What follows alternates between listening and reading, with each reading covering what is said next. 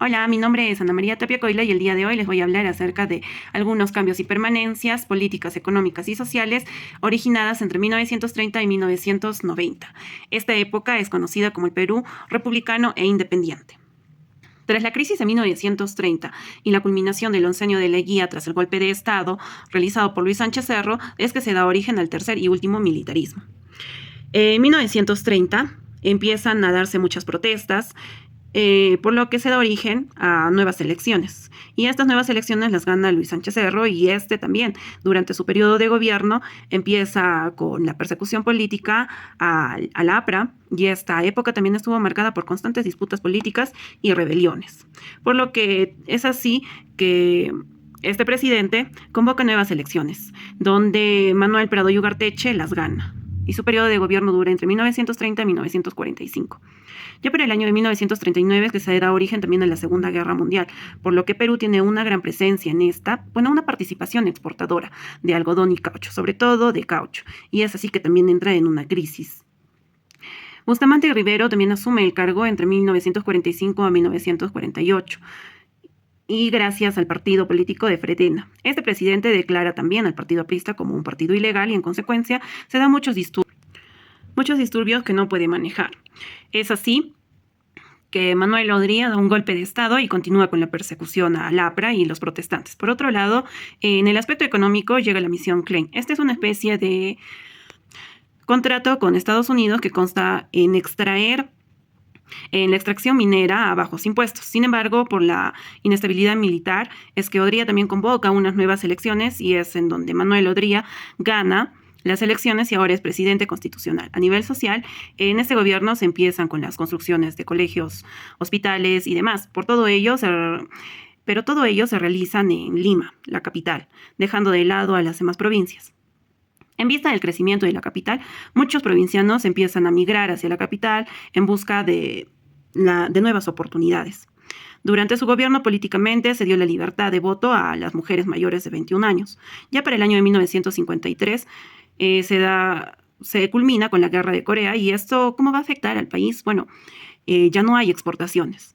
Por ende, empieza la crisis económica, la que va a generar despidos y desempleo, por lo que también se van a generar más protestas. Es así que se convocan a unas nuevas elecciones. Ya para el año de 1956, Perú tiene un nuevo presidente llamado Manuel Prado Ugarteche. Durante su gobierno legaliza el partido político APRA.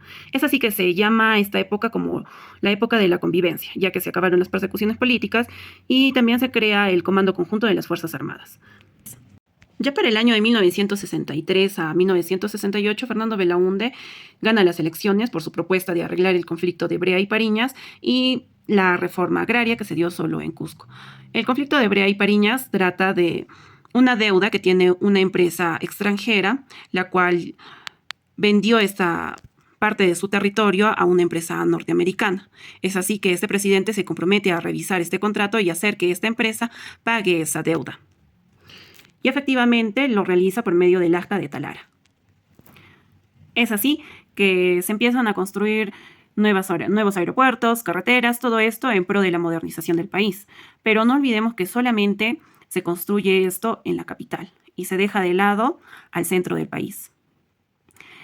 Ya tras un escándalo de la página 11 de esta Acta de Talara es que se da un golpe de Estado por las Fuerzas Armadas. Y es así que entra Velasco como presidente y este desaloja a la IPC, indemnizando así a estas empresas con millones. Y en el Perú nace una nueva empresa llamada Petroperú. La finalidad de este gobierno es nacionalizar las empresas para exportar sus propios productos y así poder crear diferentes puestos de trabajo, donde se van a dar diferentes reformas al que se denominó Plan Inca.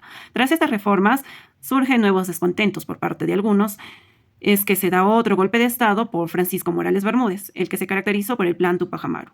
Este Plan Tupac Amaru trata nuevamente de buscar la ayuda de los tratados con empresas extranjeras, generándose así las temidas inflaciones. En consecuencia, se van a intensificar las protestas que se van a dar origen a Sendero Luminoso. Para las elecciones de 1980, las gana Belaúnde Terry. Y este es elegido hasta 1985. Este tenía la misión de calmar todas las protestas y aminorar las inflaciones por medio de préstamos del FMI. Por este momento se dan como unas condiciones. Dentro de ellas es que el país deje de nacionalizarse y solamente tiene que exportar materias primas, dando así inicio a las obras y modernización del país, comprando armas y aviones modernos para participar de la Guerra de las Malvinas.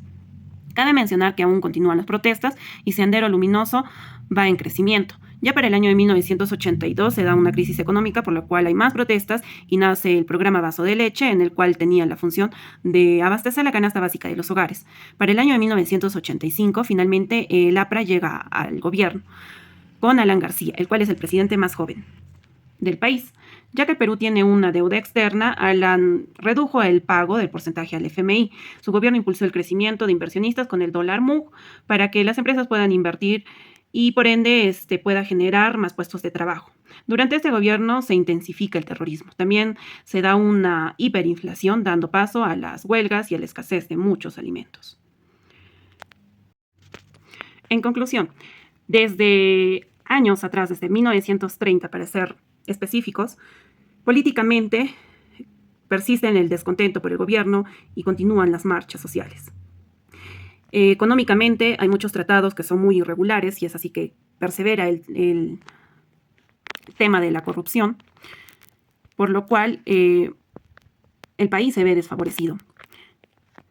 Económicamente también en la actualidad continuamos siendo un país inestable. Políticamente perseveramos con la inestabilidad política y socialmente también seguimos siendo inestables, ya que hay mucha discrepancia a nivel político sobre todo. Así que yo denominaría a nuestro país como un país inestable en todo sentido de la palabra, ya que no hay una verdadera estructura y organización por parte de todos los peruanos. Y desde épocas remontables continuamos atrayendo esta inestabilidad económica, sobre todo la inestabilidad política, que en realidad muchos presidentes no se ponen de acuerdo en el régimen que se va a seguir, para así por lo menos tener una estabilidad económica. A nivel social continuamos con la explotación de la mano de obra. Si bien es cierto, no es tan marcado como en épocas anteriores, en la actualidad hay muchos contratos que son muy abusivos y en realidad la mano de obra de muchos trabajadores no es muy valorada. Muy bien, esto fue todo por el video de hoy. Nos vemos en una próxima.